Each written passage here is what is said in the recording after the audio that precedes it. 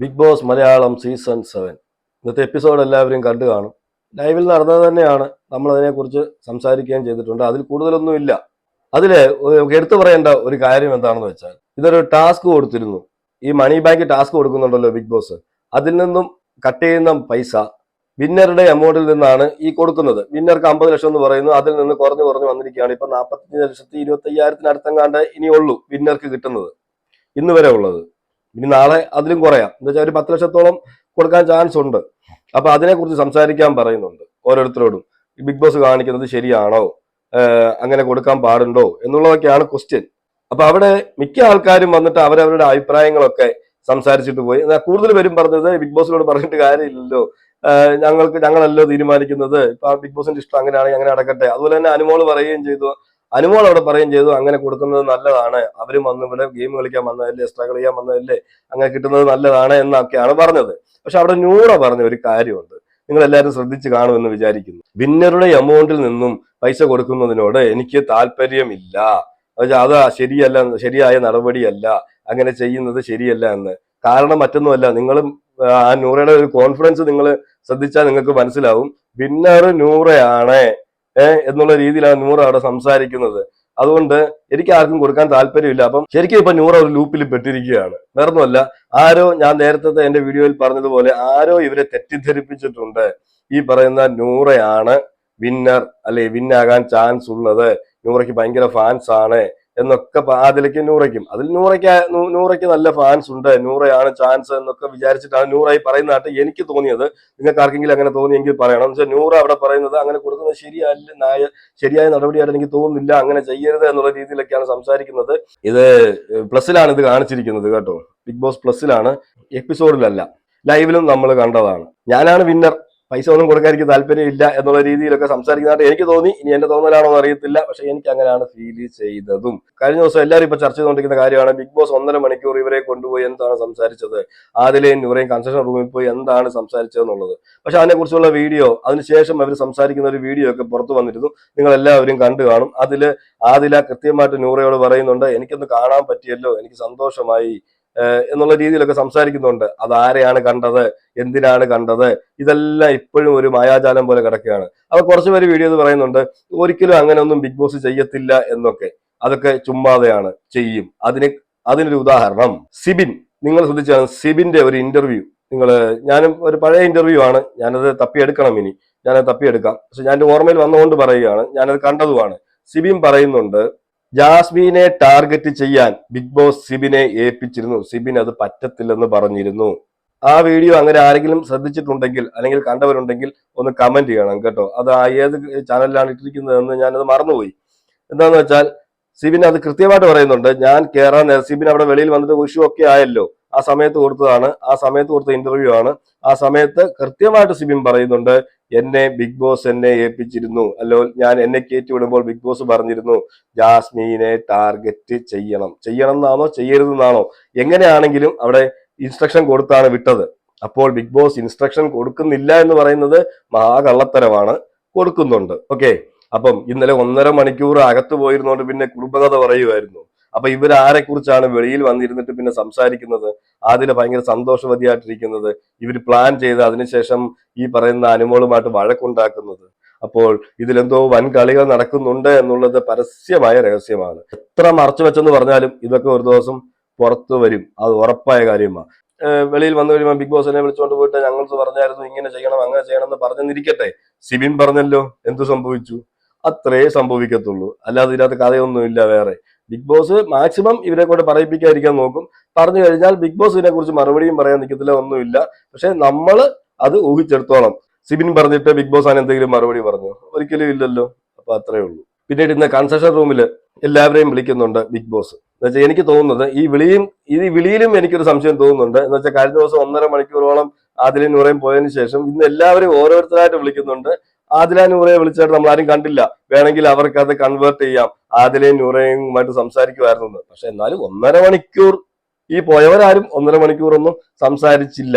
ആയിക്കോട്ടെ, അതെന്തു ആയിക്കോട്ടെ. ഇനിയിപ്പോ അക്ബറിനൊക്കെ വിളിക്കാതെ ഇനിയിപ്പോ നാളത്തെ ദിവസങ്ങളിലൊക്കെ ആയിരിക്കും വിളിക്കുന്നത്. അല്ലെങ്കിൽ ഇങ്ങനെ ഇമോഷണൽ ആയിട്ടൊക്കെ ഇരിക്കുന്നവരെയും വിഷമിച്ചിരിക്കുന്നവരെയും അങ്ങനെയുള്ളവരൊക്കെ ആയിരിക്കാം ഇനി വിളിച്ച് സംസാരിക്കുന്നത്. അതെന്തോ ആട്ടെ, എന്നാലും ആ 1.5 മണിക്കൂർ ചോദ്യചിഹ്നം തന്നെയാണ്.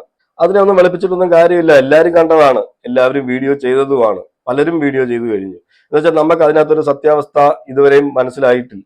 അപ്പൊ ഇന്ന് അനുമോളെ വിളിച്ച് സംസാരിക്കുമ്പോൾ അനുമോൾ അവിടെ കുറച്ച് കാര്യങ്ങൾ പറയുന്നുണ്ട്. PR ആണ് കേട്ടോ. PR കൊടുത്തിട്ട് വന്ന ഒരു പെണ്ണ് അവിടെ നിന്ന് കരയുന്നത് 16 ലക്ഷമാ കൊടുത്തത്. നിങ്ങൾ ഓർത്തോണം.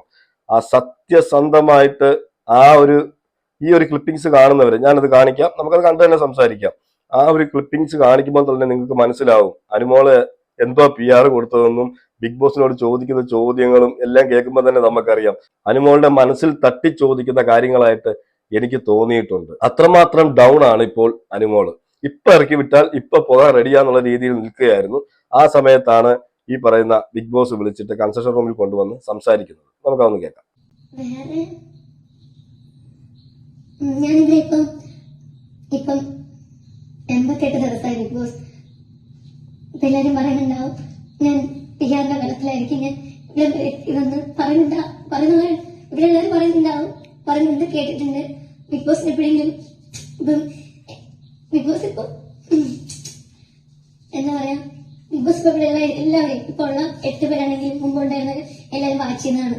ഓരോ സെക്കൻഡ് വെച്ചിട്ട് എല്ലാവരും എന്ത് കളത്തരം കാണിച്ചാലും അത് കണ്ടുപിടിക്കുന്ന ഒരാളാണ്. അപ്പൊ ബിഗ് ബോസ് ഞാനിവിടെ നിൽക്കുന്നത്, അതായത് എനിക്കിവിടെ നിൽക്കാനുള്ള യോഗ്യത ബിഗ് ബോസ് തോന്നിയിട്ടുണ്ടോ, അതോ ഞാൻ PR-ന്റെ ബലത്തിൽ ആണ് ഇത്രയും ദിവസം നിന്നെന്ന് ബിഗ് ബോസ് തോന്നിയിട്ടുണ്ടോ? ചില അതൊന്ന് എനിക്കൊന്നും അറിയാം. എനിക്ക് തോന്നിയിട്ടുള്ളത് ഞാൻ അർഹതയുള്ളതുകൊണ്ടാണ് അനുമോൾ ഇപ്പോൾ ഇവിടെ ഇരിക്കുന്നത്. എന്തായാലും ബിഗ് ബോസ് അതിന് കൃത്യമായിട്ടൊരു മറുപടി കൊടുക്കുന്നുണ്ട്. നിങ്ങൾ കേട്ട് കാണും അനുമോൾ ചോദിക്കുന്നത്. അനുമോൾ പറയുന്ന PR എന്താണെന്ന് നമുക്ക് ഇതിൽ നിന്ന് തന്നെ മനസ്സിലാക്കാം.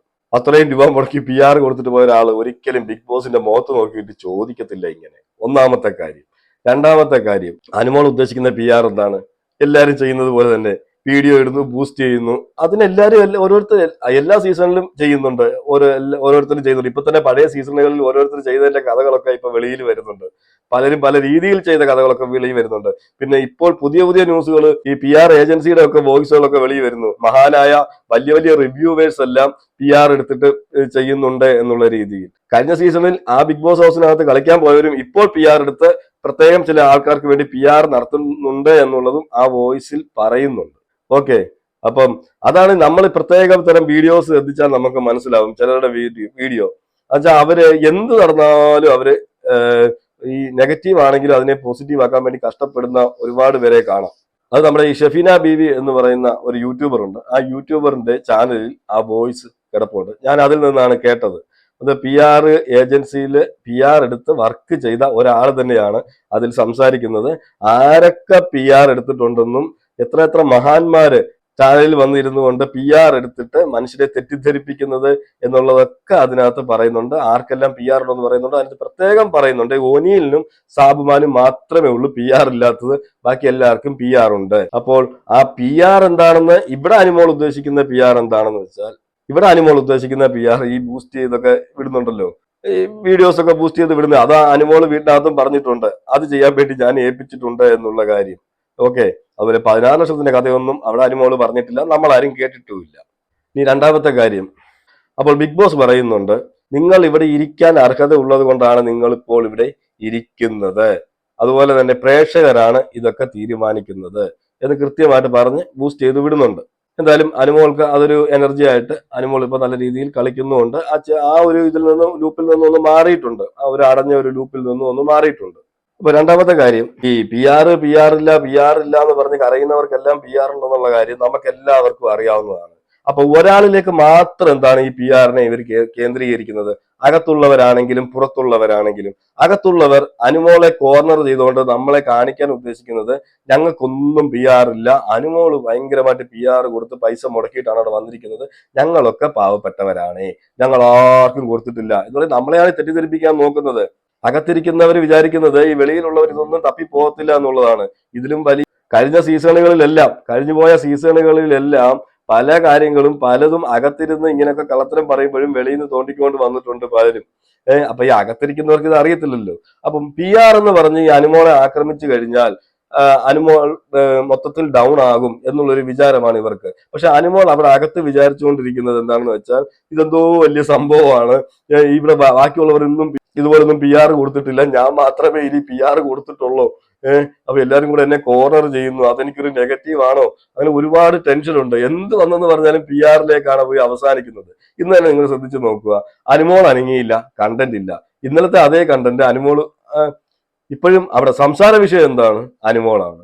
ഇന്ന് രാവിലെ മുതൽ വൈകുന്നേരം വരെ ലൈവ് കണ്ടവർക്കറിയാം, അവിടെ ഇടയ്ക്കിടയ്ക്കിടയ്ക്ക് ഈ ടാസ്ക് ഇല്ലാത്ത സമയത്തെല്ലാം അവിടെ ഓരോരുത്തരുടെയും നാക്കിൽ നിന്ന് വരുന്നത് അനുമോൾ എന്നൊരു പറഞ്ഞൊരു പേര് തന്നെയാണ്. അത് തന്നെയല്ലേ ഏറ്റവും വലിയ PR. ഇന്ന് അനുമോൾ വലിയ വിഷയത്തിനൊന്നും പോയില്ല, അതുകൊണ്ട് ഒരു കണ്ടന്റും ഇല്ല. ഈ പറയുന്ന മണി ടാസ്കും പിന്നെ ഇവർ ഈ അനുമോളെ കുറിച്ച് അങ്ങോട്ടും ഇങ്ങോട്ടും പറഞ്ഞു നടക്കുന്നു, അനീഷിനെയും അനുമോളെയും ചേർത്ത് പറയുന്നു, ഇതൊക്കെ ഉള്ളൂ അവിടെ കണ്ടന്റ് ആയിട്ട് ഓടുന്നത്. പക്ഷെ അതിലും അനുമോൾ ഉണ്ടെന്നുള്ളതാണ് ഈ പൊട്ടന്മാര് വിചാരിക്കുന്നില്ലല്ലോ. എടാ നമ്മളാടാ ഈ PR പണി ചെയ്തുകൊണ്ടിരിക്കുന്നത് എന്നുള്ളത്. എന്തായാലും ആ 1.5 മണിക്കൂർ അവിടെ എന്താണ് സംസാരിച്ചിരുന്നത് എന്നുള്ളത് നമുക്കറിയാൻ താല്പര്യമുണ്ട്. അതെന്തായാലും വെളിയിൽ വരും, കുറച്ച് കഴിഞ്ഞിട്ടാണെങ്കിലും വെളിയിൽ വരും. പ്രത്യേകിച്ച് പിന്നെ എപ്പിസോഡിൽ ഒന്നുമില്ല. ഈ പറയുന്ന രാവിലെ ഈ അനുമോളെ കുറിച്ചുള്ള ചർച്ചകൾ മാത്രം നടക്കുന്നു. അനുമോള് പിന്നെ അനീഷുമായിട്ടുള്ള കുറച്ച് കോൺവെർസേഷൻസ് ഒക്കെയാണ്. ഒന്നും എടുത്തു പറയാനൊന്നുമില്ല, നിങ്ങൾ എല്ലാവരും കണ്ടു കാണും. അതുകൊണ്ടാണ് ഞാനിത് വീണ്ടും വീണ്ടും ആവർത്തിക്കാത്തത്. കാരണം നിങ്ങൾ ഒരുപാട് ചാനലൊക്കെ കാണുന്നവരാണ്, നമ്മൾ പിന്നെ അത് എടുത്തു വെച്ച് വെറുപ്പിക്കേണ്ടെന്ന് വിചാരിച്ചിട്ടാണ് ഞാൻ ഇതിന്റെ ഷോർട്ടായിട്ട് ഞാൻ ഇതൊന്ന് പറഞ്ഞു പോകുന്നത്.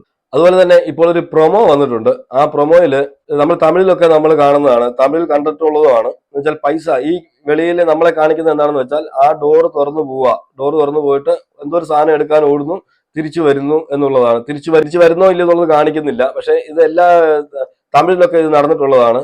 ഞാൻ നേരത്തെ തന്നെ വീഡിയോയിലും പറഞ്ഞിട്ടുണ്ട്. എന്ന് വെച്ചാൽ ക്യാഷ് കൊണ്ടുവന്ന ഒരു പെട്ടി അല്ലെങ്കിൽ എന്തെങ്കിലും ക്യാഷ് സംബന്ധമായ എന്തെങ്കിലും ഒരു കാര്യങ്ങൾ കുറച്ച് ദൂരെ വെക്കും. ഈ കൺസ്ട്രക്ഷൻ റൂമിൽ നമ്മൾ ഈ ഔട്ടായിട്ടുള്ള ആൾക്കാർ ഇറങ്ങി പോലും ആ വാതിലിന്റെ അവിടെ അത് തുറന്നു കൊടുത്തിട്ട് അത് ഓടിപ്പോയി ഇത്രയും ടൈമിനുള്ളിൽ അത് എടുത്തുകൊണ്ട് അകത്തേക്ക് വരണം.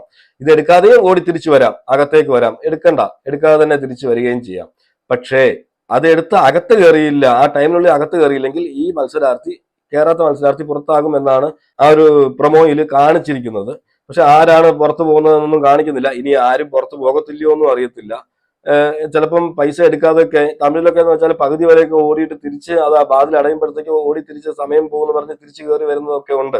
എന്തായാലും ഇതുവരെ നമ്മൾ ആരും അറിഞ്ഞിട്ടില്ല. എന്ന് വെച്ചാൽ ആരും പുറത്താകുമെന്ന് എനിക്ക് തോന്നുന്നില്ല. എന്ന് വെച്ചാൽ പകുതിക്ക് വെച്ചിട്ട് ഓടി വരാനാണ് സാധ്യത കൂടുതൽ. എന്ന് വെച്ചാൽ ആ വാതിൽ അടഞ്ഞുകൊണ്ടിരിക്കുമല്ലേ. അതാണ് ഇന്നത്തെ പ്രൊമോയിൽ കാണിച്ചിരിക്കുന്നത്. ഇത് തമിഴിലൊക്കെ ഭയങ്കര ഹിറ്റായ സാധനമാണ്. അങ്ങനെ പുറത്തായ ആൾക്കാരും ഉണ്ട്. എന്തായാലും നമുക്ക് അതെല്ലാം കാത്തിരുന്ന് കാണാം. ഇന്ന് ബിഗ് ബോസ് അനുമോളോട് ചെയ്തത് നല്ലൊരു കാര്യമായിട്ട് എനിക്ക് തോന്നി. അനുമോൾ ഇത്രയും ഡൗൺ ആയിട്ട് ഒറ്റപ്പെട്ട് ഇരുന്നപ്പോൾ ഉറപ്പായിട്ടും വിളിച്ചു വന്ന് ബൂസ്റ്റ് ചെയ്യണം എന്നുള്ളതുണ്ടായിരുന്നു. തീർച്ചയായിട്ടും അത് ചെയ്ത് അനുമോൾ കൃത്യമായിട്ട് പറയുന്നുണ്ട്, ഇവിടെ ഒറ്റയ്ക്കാണ് കളിക്കാൻ വന്നത്, അതുകൊണ്ട് ഒറ്റയ്ക്ക് ആ ഗെയിമിൽ ശ്രദ്ധ കേന്ദ്രീകരിക്കുക. ഇനി ഇത്ര ദിവസമേ ഉള്ളൂ ഫിനാലയ്ക്ക്. അപ്പോൾ ആ കപ്പ് എന്നുള്ള രീതിയിലേക്ക് മാത്രം കോൺസെൻട്രേറ്റ് ചെയ്യുക എന്നൊക്കെ പറഞ്ഞ് ബൂസ്റ്റ് ചെയ്ത് വിട്ടിട്ടുണ്ട്. എന്തായാലും അതിലൊരു മാറ്റം നമുക്ക് അനുമോളിൽ കാണാൻ സാധിക്കുന്നുണ്ട്.